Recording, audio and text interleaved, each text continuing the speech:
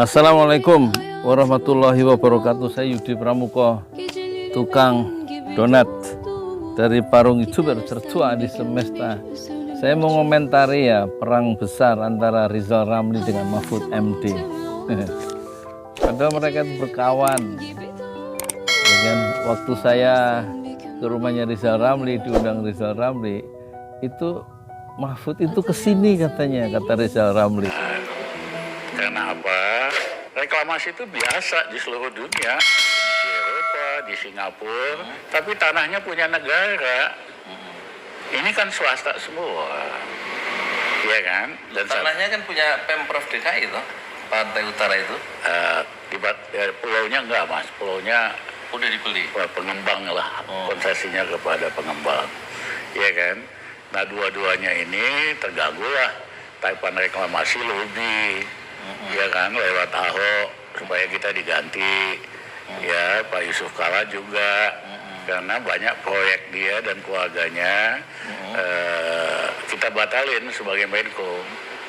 Karena ini proyeknya Pak Yusuf Cika. Kalla, ya kesel lah kan, dan Pak Jokowi dengar nasihat kedua orang itu. Itu aja. Saya malah senang di luar, lebih bebas, bisa ketemu Mas Yudi, bisa ngakak-ngakak. Oh gitu ceritanya, Ya kan? karena ada kepentingan bisnis terganggu ya Pak Cika ya.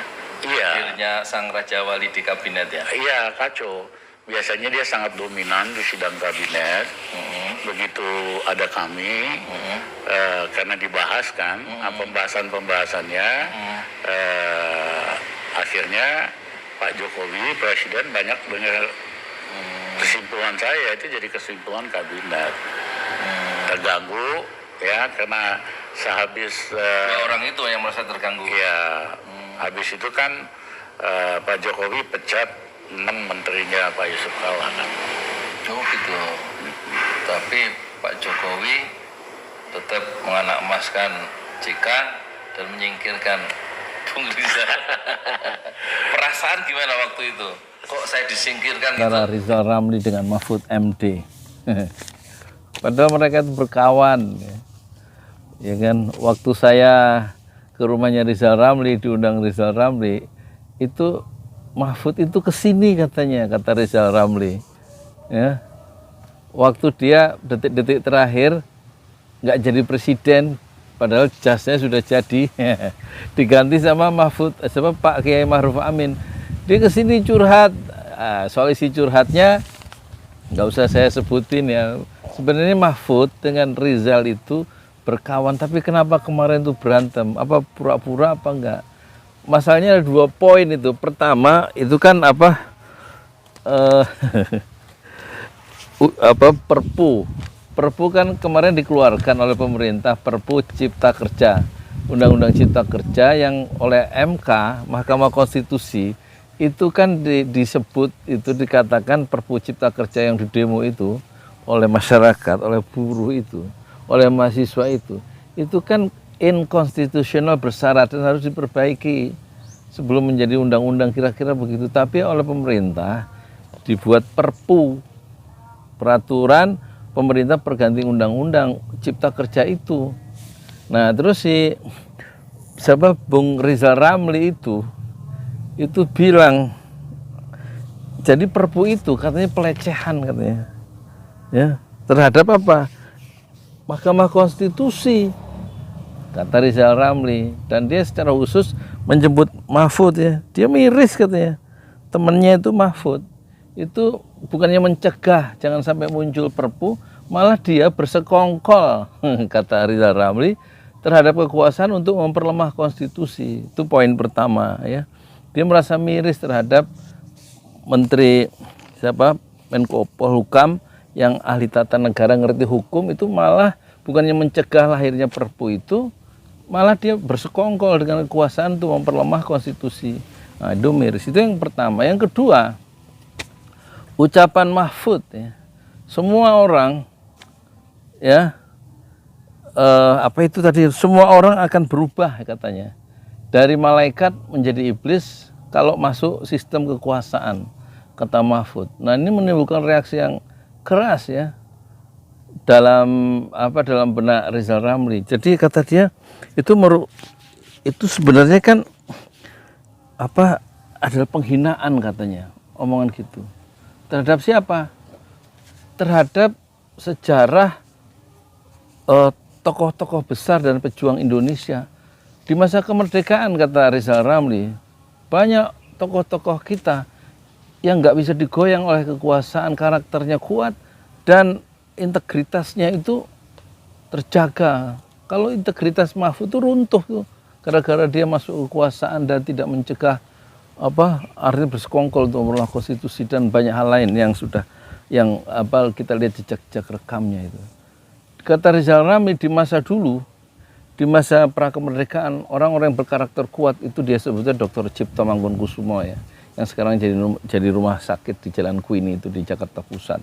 Terus kemudian ada Haji Agus Salim, ya kan, menjadi nama jalan, dia pahlawan nasional. Terus Muhammad Natsir dan banyak tokoh-tokoh lainnya. Sementara pra kemerdekaan,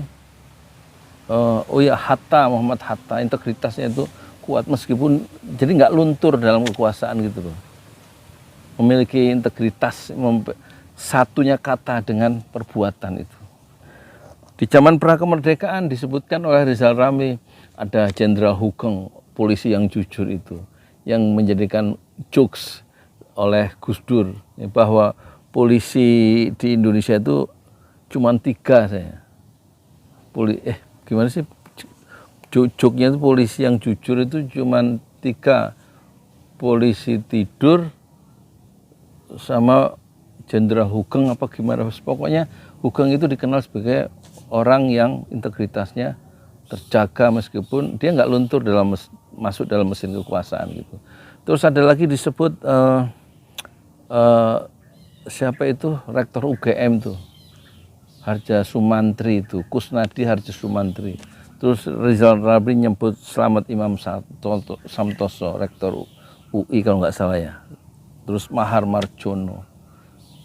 Terus siapa lagi, Supelisa PI, Insinyur Sutami, dan banyak orang-orang tokoh-tokoh Indonesia yang meskipun masuk dalam kekuasaan itu tidak merosot ya bobot intelektualnya. Sementara Mahfud itu kawan saya. Dia sedih membaca pernyataan Mahfud bahwa semua orang ya bisa berubah dari malaikat menjadi iblis kalau masuk sistem kekuasaan. Itu menghina, kata Rizal Ramli ya. Yang begini, ucapan-ucapan yang begini nih yang dari Mahfud, dia merasa sedih ya.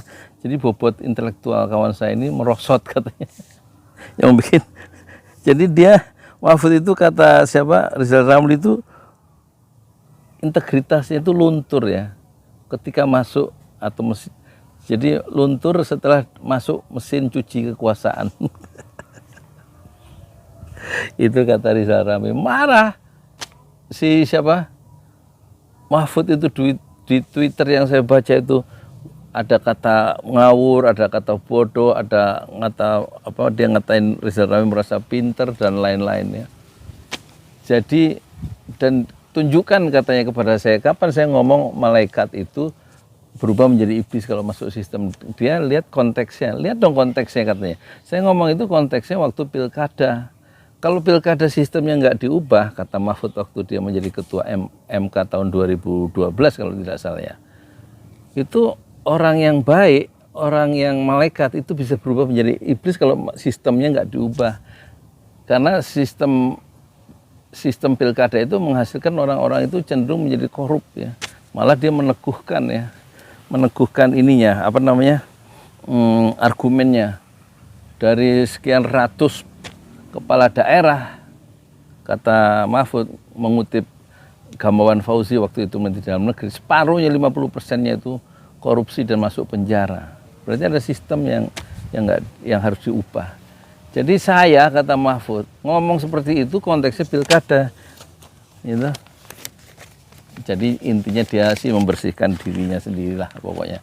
Mahfud kan senangnya bisa menjelaskan korupsi ada di eksekutif, yudikatif, di polisi, di semua. Semuanya ada korupsi, dia yang bersih gitu.